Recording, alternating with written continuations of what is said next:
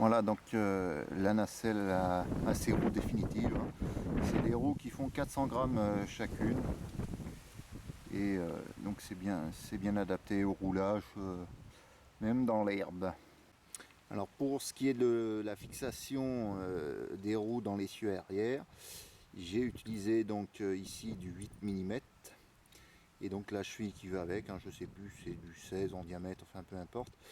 Autour de ceci, là, cette partie-là, j'ai rajouté un tube PVC de 20 mm extérieur que j'ai fendu en 8 parce que le tube de 20 mm ne rentre pas directement dans celui du 25 qui fait 19 d'intérieur.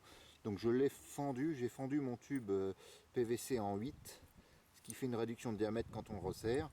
Ensuite l'insertion dans le tube, ça là-dedans, et puis après donc une partie lisse que j'ai un raccord de sommier ça s'appelle, qui en fait est qu'on vise sur ce filetage et qui est une partie lisse. Là je ne l'ai pas avec moi, sinon je l'aurais montré. Bon, à l'avant, fixation toute simple. Donc je l'ai mis au-dessus parce que il faut une incidence plutôt quand on se pose, il faut mieux que la roue avant se pose en dernier, et donc ça lui donne une légère à pencher légèrement vers l'avant, ce qui est pas mauvais pour le décollage. Donc il vaut mieux que les deux roues arrière se posent en premier et la roue avant en dernier. Voilà. Ouais, donc une fois que les roues sont lubrifiées, je peux vous assurer qu'il n'y a pas d'effort dessus.